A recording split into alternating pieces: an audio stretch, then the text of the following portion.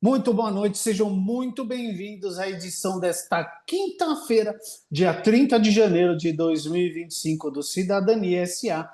Hoje o programa está uma delícia, porque temos notícias impactantes e muito importantes. Como todas as noites comigo aqui, Alice. Alice, muito boa noite, seja muito bem-vinda e traga a primeira notícia da noite. Boa noite, Jaime. Boa noite, pessoal. Breaking news. TRE São Paulo caça mandato e torna Carla Zambelli inelegível por 8 anos. Medida não tem efeito imediato e deputada pode recorrer ao TSE. Continua, Jaime. Ah, meu Deus, cabe recurso a parlamentar. Com isso, a cassação não tem efeito imediato, mas é uma das coisas que dá um pouco de ânimo para ela ser punida pelo que ela fez. O julgamento ela foi a decisão do TRE inelegível por 8 anos, contados a partir das eleições de 2022, por uso indevido dos meios de comunicação e abuso de poder político. O julgamento da ação contra a Zambelli foi movida pela deputada federal Sâmia Bonfim, do PSOL de São Paulo. Muito bem, Sâmia. Isso havia sido suspenso em dezembro, após a juíza Maria Cláudia Bedotti ter solicitado maior tempo para análise do caso. A Zambelli foi condenada por 5 votos a 2 no TRE de São Paulo. Ao votar a favor da condenação, o desembargador Encinas Mafré, relator do processo, citou abuso da liberdade de expressão e ato de evidente má-fé e comentou sobre uma publicação que a deputada teria feito em 2022, em que divulgava que urnas eletrônicas da cidade de Itapeva, no interior de São Paulo, haviam sido manipuladas. Ela se manifestou, mas a manifestação dela pouco me interessa, não me interessa o que essa mulher fala. Lembrem-se que ela correu atrás de um cara em mão armada, com um revólver na mão, ameaçando atirar nele, um jornalista que, se eu agora não lembro mais se ele está preso ainda, mas ele foi preso porque ele fez um texto contando o que tinha acontecido e criticando a nossa querida aqui, deputada. E ele foi preso. Acho que ele conseguiu habeas corpus já, não lembro. Você lembra desse caso, né? Alice, o que você pensa disso? Hã?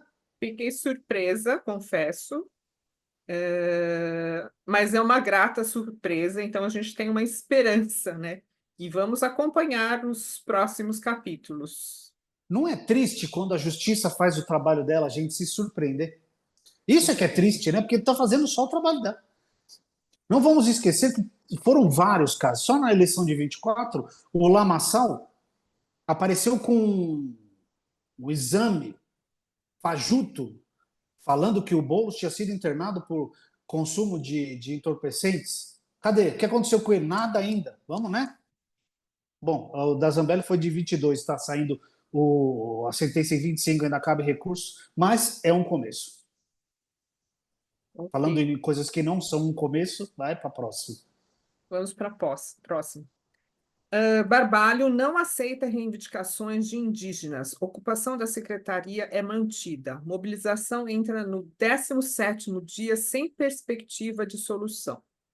A reunião entre o movimento que ocupa a Secretaria da Educação do Pará e o governador Helder Barbalho, do MDB, na noite da terça-feira, terminou sem resoluções e a ocupação do prédio foi mantida por povos indígenas, quilombolas e movimentos populares. A mobilização exige a revogação da Lei 10.820 de 2024 e a exoneração do atual titular da pasta, Rocieli Soares. Então, é uma notícia sobre a qual já estávamos falando, de pessoas que simplesmente estão batalhando pela educação, né, Jaime? É uma atualização de uma notícia que a gente já tinha comentado aqui. Aqui tem aspas para o cacique, perdão, Dada Borari, que participou do espaço. Não teve acordo. Tentamos negociar tudo quanto é jeito, apresentamos as nossas propostas, que são as mesmas de sempre. A saída do secretário Rosielli e a revogação da Lei 10.820, e ele não quis aceitar. Ele apresentou uma contraproposta e percebemos que ele sempre estava se esquivando, então decidimos sair do acordo. O encontro se estendeu pela madrugada, mas não teve jeito, o Barbalho não quis saber. Apesar da espera de 15 dias para o diálogo, o movimento informa que o encontro só foi possível após acatarem ponderações do governo, como escolha do local, alteração do horário sem consulta prévia, proibição de acesso da imprensa, recolhimento de celulares de todas as lideranças que participassem, além de interdição de ruas e forte uso da força policial. Ou seja, tudo para dificultar a coisa. A gente sabe como é essas táticas de guerra, né? Eu decido o local, eu troco o horário em cima da hora, não entra imprensa, não entra celular, vai ter polícia e vai interditar a rua, tudo para não ter movimentação, mobilização das pessoas. Até o momento, o governador do Pará não se manifestou, bem como a ministra Sônia Guajajara, que participou das tratativas. Aqui o Christian Arapuim, ele foi um comunicador indígena que ele participou da reunião. Ele saiu para contar para o pessoal o que estava acontecendo, aspas para ele. Eu estava lá dentro e saí por questões de comunicação. A gente foi proibido de entrar com o celular na reunião, a gente foi proibido de gravar qualquer coisa. Ou seja, censura e tentativa de desmobilização nessa questão de interditar a rua e uso de polícia, gás de pimenta. O negócio foi feio, como sempre. Toda vez que esse povo tem que lidar com os povos originários, é a mesma coisa. Não tem respeito nenhum por nada. Assim, é uma tristeza e o impasse continua, e eles continuam lá ocupando a SEDUC.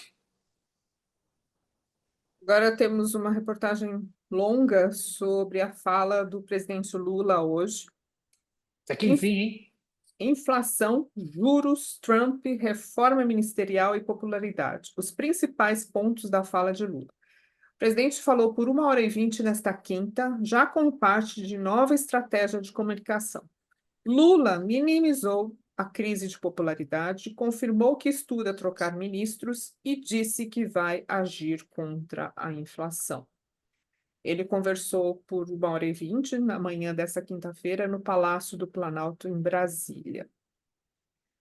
Em pé, fazendo piadas e respondendo a perguntas fora do protocolo, Lula falou sobre a crise na popularidade do governo, a inflação acima do esperado nos alimentos e nos combustíveis, os rumores de reforma ministerial e a relação com o presidente dos Estados Unidos, Donald Trump. Vamos comentar cada item, né, Jair? Vamos falar um pouquinho de cada coisa que ele falou, já começando pelo estilo, né?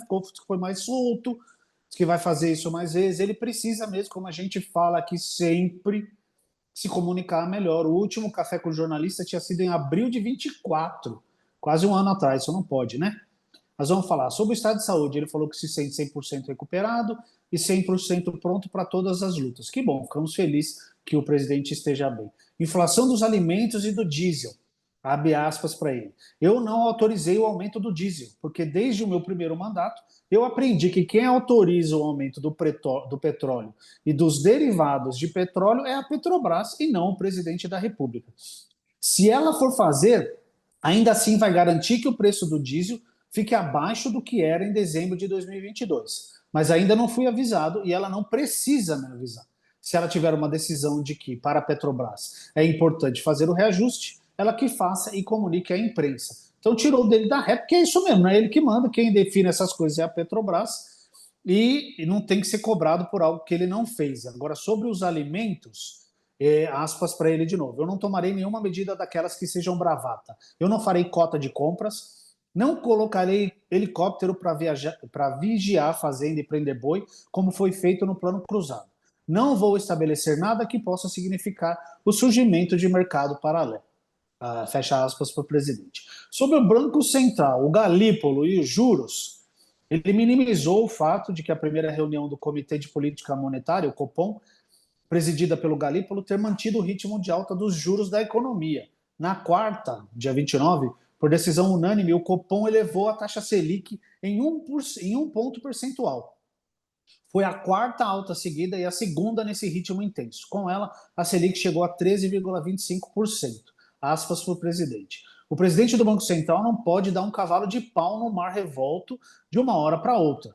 Já estava praticamente demarcado a necessidade da subida de juros pelo outro presidente, que a gente sabe muito bem que é o Roberto Campos Neto, e a gente sabe muito bem com quem ele é alinhado, né? E o Galípolo fez aquilo que ele entendeu que deveria fazer. Nós temos consciência de que é preciso ter paciência, eu tenho 100% de confiança no trabalho do presidente do Banco Central. Tenho certeza de que ele vai criar condições para entregar ao povo brasileiro uma taxa de juros menor. Que bom que você tem certeza e confiança, presidente, porque eu não tenho, não. Você tem confiança nesse Galípolo, Alice? Comenta um pouquinho das coisas que eu já falei. O que você acha dessa questão do Galípolo? Eu não confio Ah, nesse cara, não. ah, ele, como presidente do Banco Central agora, né, para quem não entende muito disso, ele é o presidente do Banco Central. Assim, o que é o Copom? O Copom é um comitê que é composto por ele e alguns diretores do Banco Central. E como é que eles determinam? O que é essa taxa Selic, né? É uma taxa anual de juros, né? No qual assim se baseiam todos os tipos de trâmites financeiros e tudo mais, tá? E como é que você determina do nada? Não, é claro que você determina de acordo com a inflação, tá? Então, não cabe explicar como se faz um cálculo, como se faz o estudo de tudo isso, mas é basicamente isso, tá? Então, assim, ah, E ela o, varia anualmente, Alice? não, é assim, de 3 em 3 meses Ah, tá. eles se reúnem para reajustar, tá? Então, Porque aqui ele falou que foi o quarto aumento seguido. Então, é o quarto trimestre de aumento, é isso? exato, exato. E assim, Tá, quando você fala nesses 13 e tantos por cento de juros, é do ano, é um anual, tá? Então, tá. isso influencia em todos os trâmites financeiros que são feitos. É porque é tudo baseado nessa taxa Selic. A taxa Selic, a taxa Selic, a taxa Selic. Exatamente, exatamente. Um saco, né? Então, eu acho que temos que ficar assim, não tenho essa confiança toda como tem o presidente, mas eu acho que é alguma coisa que ele tem que falar, né? Vamos Ele não pode combinar. chegar lá e falar isso aí, eu não confio, não. Exatamente, né? É o presidente do Banco Central. Mas eu acho que a gente tem que ficar bem atento sobre tudo isso, ver como é que anda. É assim, esses termos econômicos, né, que são sempre mencionados, não são tão complexos, mas a gente tem que ir acompanhando para ver o que está acontecendo. Isso é muito importante para saber por que que certas coisas tem tal preço, por que que a gente paga tal coisa, É, isso é muito importante. é um conjunto de coisas, né? E a gente tem muitos impostos no Brasil. Então, essa é uma questão também. E se falando em Campos Neto, é bom a gente ficar esperto mesmo com o seu Galípolo, porque o Campos Neto, quando era o outro lá, o inelegível, ele trabalhava que nem um camelo para o dólar não subir. Com o Lula, não, né? Mas ok, Uhum. vamos lá. Ele falou sobre a reforma ministerial também, que está no radar. Lula confirmou que estuda uma reforma ministerial, mas não quis adiantar quais nomes podem estar envolvidos. Se fala muito fortemente da Gleisi Hoffmann. Eu li em um outro artigo que ela deve ser a ministra da Secretaria-Geral, ou seja, vai ficar bem perto do Lula, né? Trocar ministro é uma coisa da alçada do presidente. No Brasil, a gente tem hábito de que toma posse e um ano depois a imprensa fala em reforma.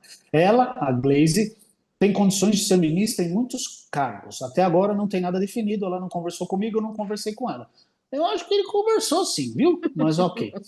A reforma visa atrair. Isso aqui é que é um problemão para mim. A reforma visa atrair apoio de partidos do Centrão, como o PSD. De quem é o PSD? Do Kassab, que buscam mais espaço na esplanada dos ministérios. A expectativa é que as mudanças sejam definidas até fevereiro. Pacheco para governador de Minas Gerais. Ainda falando sobre o tema de reforma ministerial, ele foi questionado sobre o nome do Pacheco, né? O presidente do Senado, Rodrigo Pacheco, que deixa o posto neste sábado, dia 1º de fevereiro, e seria cotado para o Ministério da Justiça. Em resposta, abre aspas para o Lula. Eu não posso dizer quem é que vai ser ministro, gente. Se eu pudesse, eu falaria. Mas eu quero que o Pacheco seja governador de Minas Gerais. É isso que eu quero, afirmou. Ou seja, tirou, falou: aqui não, ministério não. Vai lá ser governador de Minas que tá bom. Sobre a queda de popularidade, ele chegou a ironizar a queda e disse que não se preocupa com pesquisa sobre a avaliação do governo. No dia em que estiver preocupado com pesquisa, vou convocar uma coletiva para dizer para vocês. E ele está certíssimo, ele tem que falar isso. Ele não pode dizer que ele está preocupado, mas que ele está preocupado, ele está. Isso é muito importante para a eleição de 26. E ele comentou as críticas que o Kassab fez ao Haddad essa semana, né? Ele rebateu as críticas do presidente do PSD, Gilberto Kassab, ao governo e ao ministro da Fazenda, Fernando Haddad. Na quarta, também conhecida como ontem, Kassab chamou Haddad de um ministro fraco, que não estava conseguindo comandar a economia do país em razão do fogo amigo do governo. Lula afirmou que Kassab foi injusto e que Haddad é um ministro extraordinário. Eu comecei a rir quando ele disse: se a eleição fosse hoje, eu perderia. Eu percebi que a eleição é daqui a 2 anos, fiquei despreocupado. Ele quer ser jovial, ele quer ser molecote, mas ele está preocupado e deveria estar. E ele deixou o Haddad desprotegido, eu acho, né? Principalmente naquela questão do Pix. O Haddad ficou meio perdido, e aí com o Sidônio eu achei que foi meio estranho. Responsabilidade fiscal. Lula afirmou que o Brasil fechou 2024 com um déficit de cerca de 0,1% do produto interno bruto, ou seja, dentro da meta. Abre aspas para ele. Não tem outra medida fiscal. Se apresentar durante o ano a necessidade de fazer, vamos reunir. Se depender de mim, não tem outra medida fiscal, enfatizou o presidente. Isso é que é triste, né? Várias vezes ele falou: se depender de mim, se depender de mim, se depender de mim. É que não depende do presidente a maioria das coisas.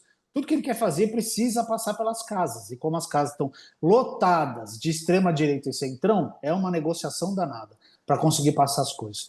Isenção no imposto de renda até 5 mil. Abre aspas para o presidente. Está preparando para a gente mandar para o Congresso Nacional. É apenas um ajuste, porque toda vez que a gente for tirar uma coisa, você tem que fazer a compensação. Está sendo feito um ajuste. Ainda ontem eu conversei com o Haddad e logo a gente vai dar entrada no projeto de desconto de 5 mil no imposto de renda. Disse o presidente. O que ele está falando? Que ele vai tentar passar o projeto para quem recebe até 5 mil não precisar declarar o imposto de renda, certo? Agora é o Lula falando sobre o Trump e a saída dos Estados Unidos do Acordo de Paris. Ele criticou, porque essa daqui é de doer, né? A saída, porque é o país que mais polui, é o país que é mais violento com o meio ambiente e saiu do Acordo de Paris. O Brasil, lembrando que o Brasil vai receber a COP30 deste ano em Belém e vai estar bem esvaziada, né? Com a saída dos Estados Unidos. Vamos ver o que o Lula falou. Temos que fazer uma luta muito grande nessa questão do clima. Se não fizer uma coisa forte, essas COPs vão ficar desmoralizadas. Trump anunciou a saída do Acordo de Paris. Os Estados Unidos já não tinham cumprido o protocolo de Quioto. É preciso discussão séria se quisermos transição energética de verdade. Essa COP30 vai ser um balizamento do que vamos querer daqui para frente. Ou seja, não é com o Trump. Os Estados Unidos, historicamente, não está nem aí para o ambiente. E eles fazem o que eles querem e o resto do planeta tem que ficar se virando para compensar as bobagens que eles falam, que eles fazem e que eles falam. Por falar em bobagem, o Lula respondeu à ameaça de taxação do Trump. Abre aspas para o presidente. Se ele taxar os produtos brasileiros, haverá reciprocidade no Brasil em taxar os produtos que são importados dos Estados Unidos. Ele só tem que respeitar a soberania dos outros países. Ele foi eleito para governar os Estados Unidos. Outros presidentes eleitos para governar com outros países. E ele não telefonou para o Trump. Achei a resposta dele bem interessante aqui. Ele reconheceu a vitória em comunicados públicos, mas Lula não seguiu a praxe de telefonar para o político eleito. Abre aspas para ele. Não há nenhum interesse agora. Acho que nem meu nem dele. Essas conversas só acontecem quando você tem interesse, quando tem alguma coisa para tratar. Eu mandei uma carta para o governo americano dando os parabéns pela vitória e é isso. Se a gente não tiver a oportunidade de se encontrar, porque ele não participa dos BRICS, se eu for convidado para a G7, a gente tem chance de se encontrar. Se não, a gente vai se encontrar na ONU. Se ele não desistir da ONU também, ironizou o presidente. Aí ele falou sobre a defesa da democracia e ok. Eu achei muito boa a comunicação dele, o comunicado. Não foi bem uma entrevista, aparentemente, né? Foi mais um pronunciamento. Mas eu achei muito boa. Achei que ele lidou muito bem com a maioria das questões. E é uma coisa que a gente vem cobrando faz tempo, né, Liz? Dele falar mais, dele falar com as pessoas, dele se impor e se pôr, e se postar. E ele está fazendo isso, começou a fazer, pelo menos. Torcemos para que continue. Eu acho que eu tenho duas observações. Primeiro, ele tem que fazer mais isso porque ele é o garoto propaganda do governo dele. Ou seja, não Só são as tem outras ele. pessoas. Exatamente. E ele que precisa estar lá na frente, né? As pessoas gostam dele, querem ouvi-lo, né? Fale ele alguma bobagem, fale ele que tem as suas falhas, mas que fale. que a gente sabe. Aparentemente não falou nenhuma bobagem hoje, né? Daquelas piadinhas, né? Foi bem. Sim, sim, sim, exatamente. E segundo, foi bom porque ele, exatamente isso que você colocou, ele foi didático, né? Ele falou assim: eu não posso mandar aumentar o diesel, não sou eu que mando, é a Petrobras. Então ele teve, é o presidente que faz isso, o presidente não faz aquilo. Então foi muito bom isso também, para falar com o povo, para entender, e espero que tenham entendido. Eu acho muito importante, Alice, o que você falou, é exatamente isso. Porque uma coisa é o Haddad ir para frente das câmeras, ou o Sidônio, ou o Rui Costa, né? Eu nunca lembro o nome da Casa Civil lá. Outra coisa é o Lula ir para a TV. As pessoas confiaram no Lula, as pessoas votaram no Lula. O resto vem, né, de arrasto, vem junto. Mas é ele que tem que botar a cara lá. E é ele que tem que explicar. Eu concordo plenamente com você. Vamos para a próxima? Vamos falar de saúde. Então, duas notícias sobre saúde não muito boas. Uma é ansiedade. De 2014 a 2024, o atendimento a crianças de 10 a 14 anos subiu quase 2.500% no SUS. Entre os jovens de 15 a 19 anos, o aumento foi mais acentuado, de cerca de 3.300%. Para especialistas, maior exposição a telas tem afetado a saúde mental de crianças e adolescentes. Só os dados para apresentar para vocês. Esse levantamento foi feito pelo Ministério da Saúde em 10 anos e mostrou que os atendimentos relacionados a transtornos de ansiedade no SUS aumentaram 1.575% entre as crianças de 10 a 14 anos. Entre os adolescentes de 15 a 19 anos, o avanço foi ainda maior, de 4.423%. Entre os adolescentes de 15 a 19 anos, o avanço foi ainda mais acentuado, de 3.300%, saltando de 1.534 atendimentos em 2014 para 53.514 no último ano. O que tem causado essas coisas, Jair? O que você acha? A exposição prolongada a essas porcarias eletrônicas pode estar contribuindo muito para a deterioração da saúde mental de uma geração. E aqui a gente está falando só do SUS, imagina nos particulares, né? Então o negócio é muito preocupante. E tem aqui o Daniel Becker, que é um pediatra e sanitarista, ele fala algumas coisas interessantes aqui. Ele diz que está relacionado ao que se perde quando a criança e o jovem estão no celular, que são o quê? As brincadeiras, o esporte, a movimentação física, a interação e o contato social. Porque assim, quando você está sentado no sofá no celular, você só está naquilo lá. Você não faz mais nada. Você não se movimenta, você não pratica esporte, você não conversa com outras pessoas. E a segunda, segundo ele, está ligada ao conteúdo consumido nos dispositivos. O algoritmo, essa desgraça, que isso é uma desgraça, né? Sempre vai mandar o maior lixo possível. Tem coisa boa, claro, mas se a gente não controla, a criança não sabe fazer isso. Ela vai receber lixo, vai receber conteúdos nocivos, consumistas, fúteis, agressivos, violentos, ideologicamente inadequados, pornografia, bullying, misoginia, racismo e afins, afirmou o pediatra. Ele também destaca um fenômeno que atinge especialmente as meninas, que isso é muito sério, que é o quê? A exigência da beleza. Isso não afeta só as meninas, afeta as mulheres no geral, né? Abre aspas para ele. O que elas vão encontrar nas redes sociais são mulheres lindas, cheias de filtros, cheias de bomba, esteroides, silicones, horas e horas de treino. Isso vai gerar o quê? Depressão. Porque você vai olhar aquilo, você vai olhar para você e você é uma pessoa normal. Vai falar, nossa, eu não sou bonita como. Não, você é. Você é uma pessoa de verdade. Aquilo lá não é de verdade. Aquilo é uma mentira. Então, isso é muito preocupante, não só para as meninas, para as mulheres em geral, né? De acordo com o presidente da Sociedade Brasileira de Pediatria, o Clóvis Francisco Constantino, o uso excessivo de celulares e outras telas pode prejudicar até o sono de crianças e adolescentes. Abre aspas para ele. É necessário equilibrar o uso dos dispositivos, incentivando atividades ao ar livre, limites claros no tempo de tela e maior acompanhamento dos pais e cuidadores, pois o uso consciente é fundamental para proteger o bem-estar emocional das crianças e adolescentes. Você sabe muito bem o que eu penso sobre tudo isso, Alice. A gente já conversou várias vezes. Eu detesto rede social. Rede social não, rede digital. Rede social não tem nada. Ainda mais agora que elas foram dominadas pelo estrume da extrema-direita. Só vai ter porcaria. Só vai ter porcaria. Não vamos esquecer que a semana passada muitos posts que estavam ligando o gesto do tonto da Tesla com o nazismo foram derrubados no Instagram. Vários, isso aí é só vocês procurarem. Várias pessoas que fizeram críticas a isso tiveram os posts, stories, tudo derrubado no Instagram. Então, é esse lugar que está recebendo os nossos adolescentes, as nossas crianças. Então, tem que ter atenção, muita atenção. Eu acho que tem que se estender também essa questão da ansiedade para os adultos, Ah, né? sim.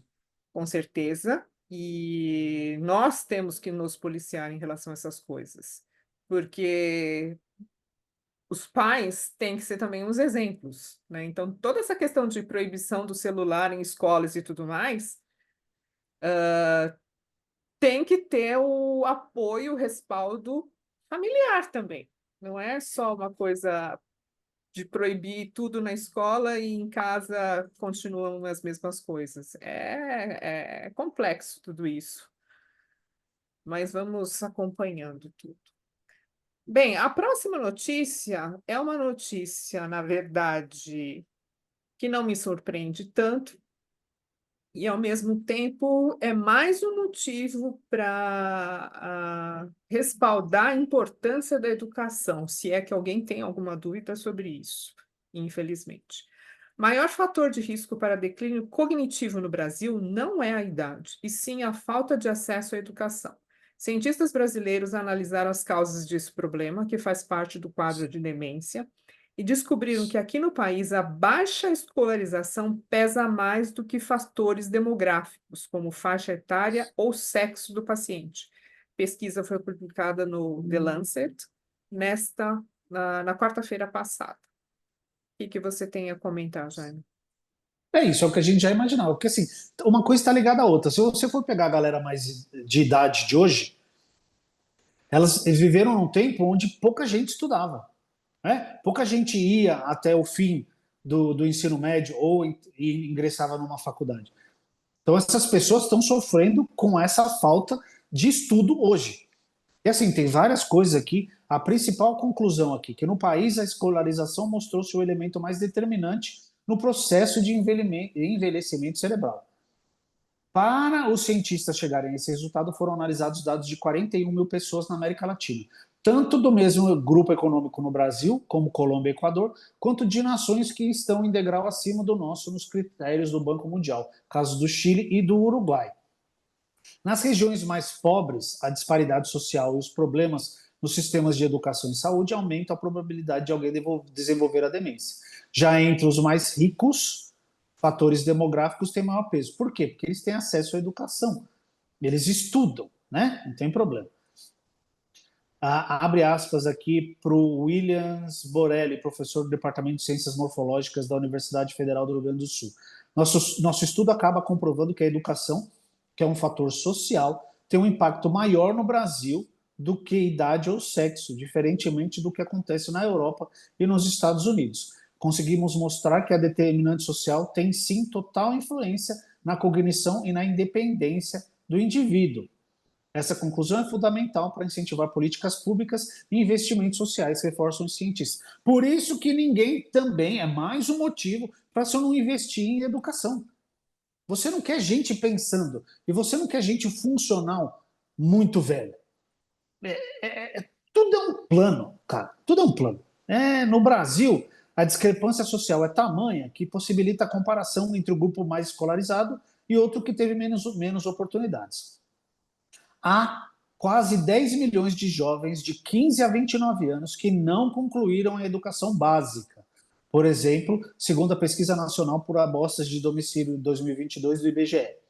E entre os 9,3 milhões de adultos e idosos analfabetos, mais da metade, 54,7%, vive na região Nordeste. Por que a educação tem a ver com o declínio cognitivo? Aos poucos, até os 20 anos, construímos uma reserva cognitiva ao praticarmos atividades que promovem o raciocínio, como a leitura. Formamos uma espécie de poupança que vai ficar armazenada no cérebro e pronta para ser usada no futuro. À medida que a gente envelhece, o cérebro pode acumular proteínas insolúveis, como a beta-amiloide, que formam gruminhos. Esse processo está associado à neurodegeneração, ou seja, ao desgaste e à morte de células nervosas. É o que acontece, por exemplo, na demência.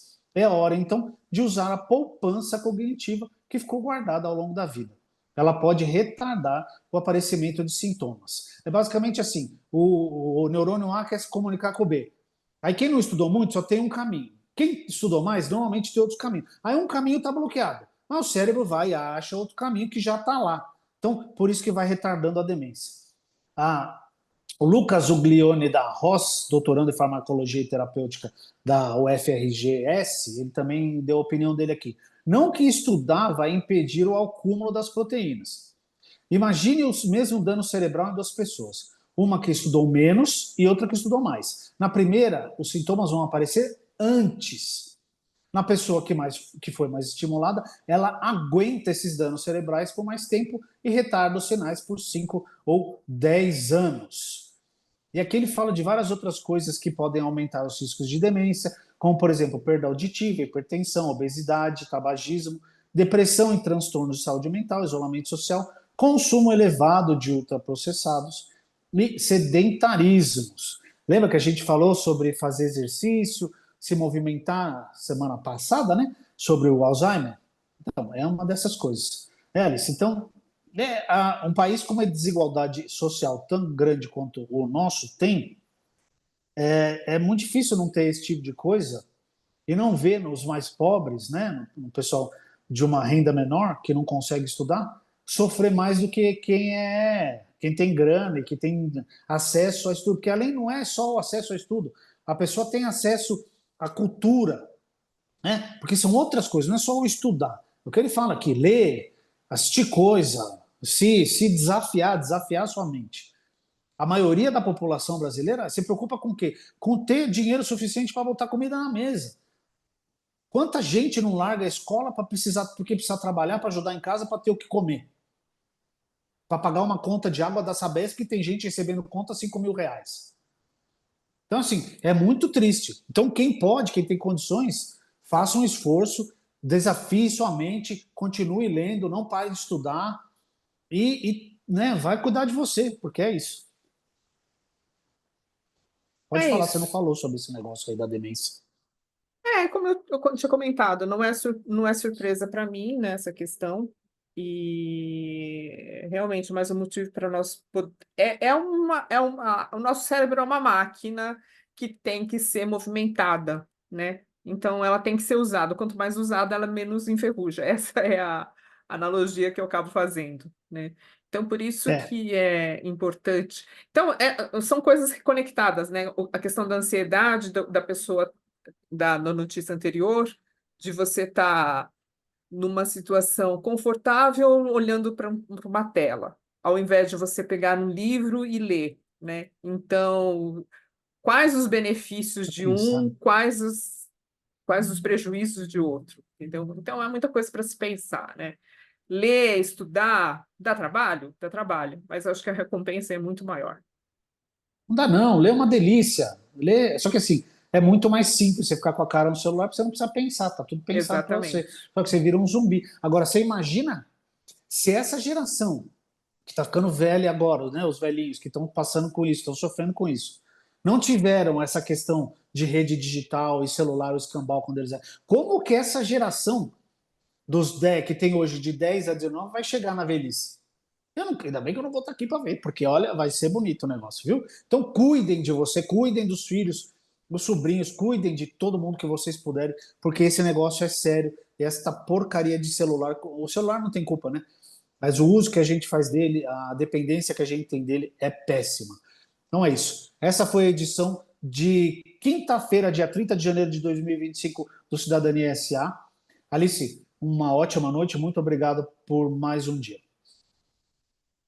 Muito boa noite para todos. Continuem acompanhando as notícias. Chequem sempre, gente, e estudem. Muito obrigada. Não esqueçam de curtir o vídeo, seguir a gente, clicar na sinetinha para ser avisado do vídeo novo. Lembrando sempre que a gente também está no Spotify. Todo dia, de segunda a sexta, às 8 da noite, tem o nosso jornal com as notícias, não as mais importantes, mas aquelas que a gente considera as mais importantes, aquelas que normalmente algumas pessoas nem olham. Então, venham, continuem curtindo, seguindo, mandando para os amigos, comentando e mandando notícias para nós. É isso, uma ótima noite, até amanhã às 8 da noite.